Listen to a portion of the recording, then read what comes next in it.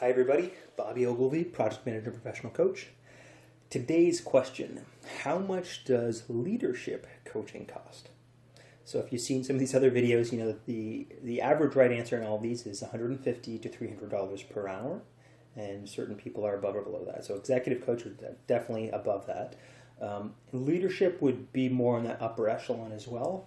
But one thing you may have heard me say in some of the other videos as well, leadership coaching isn't that common a term they're using. So executive coaching would be the most established term, right, for that. And part of the reasons why I think the leadership coaching isn't used as commonly is that it's like normally coaching is geared towards a particular pain point, and managers and leaders don't resonate with having a leader pain point, right? They may overall want to grow as a leader, but they're not. What I see in the target market is that they're not self-aware, saying, "Oh, I have some leadership gap. I need to get more leadership," right?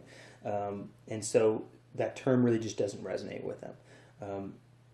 Back to how much can you charge for leadership coaching? It would be more on the upper echelon, so I would say more like the $300 per hour. Again, leadership, management, and particularly executive coaching, right? The more expertise you have, the better, and you need to to show how you've differentiated yourself and how you can back up and deliver those results. Which is to say, the younger and less experienced you are, unless you even understand the world of leadership, the less likely you are to have clients that you could think of as see you as being a quality subject matter expert in that area of leadership, right? So let's break down leadership in terms of a formal sense, right? Normally, if you associate this with a field, it would be organizational psychology. So if you have a psych background, and particularly graduate work in areas around OB, sometimes what they call organizational behavior or organizational leadership, that's one area. There is, in a realm of management, sometimes they'll call it managerial leadership, which is another kind of niche area.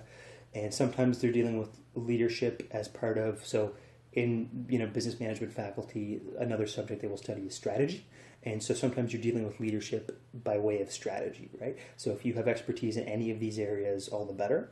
Also, this is one area where, again, your expertise, your personal experience that you've been through helps you. So the more you can show that you have leadership prowess, the better. The past things you've done, the things you can point to. Think about, back to this notion of what are the problems you solve, what's your expertise. Think about the kind of problems you want clients to be coming to you with and where you want to get them to. That's going to relate to how you differentiate yourself as a leader, or I should say as someone doing leadership coaching.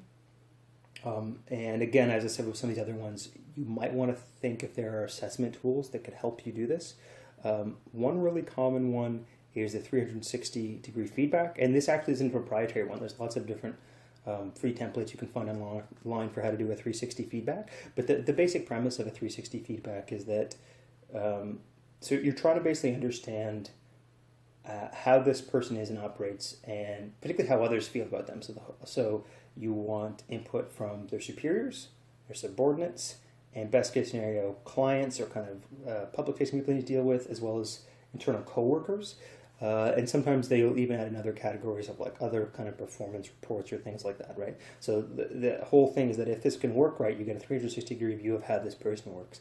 And the reason that's really useful is that particularly because some people can have big self-awareness gaps, or they might be we probably encounter people which can be very type A and goal-driven, to the risk of basically offending everyone else and not being a good team player, and sometimes being very snaky and manipulative, almost psychopathic, right?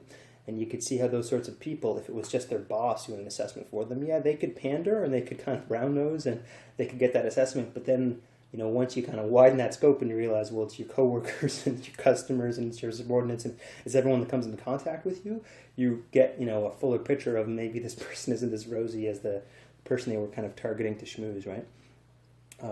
Those can all be really useful things in terms of leadership coaching, ways of approaching how you develop someone for these better, how you bring out the leadership qualities within someone, right?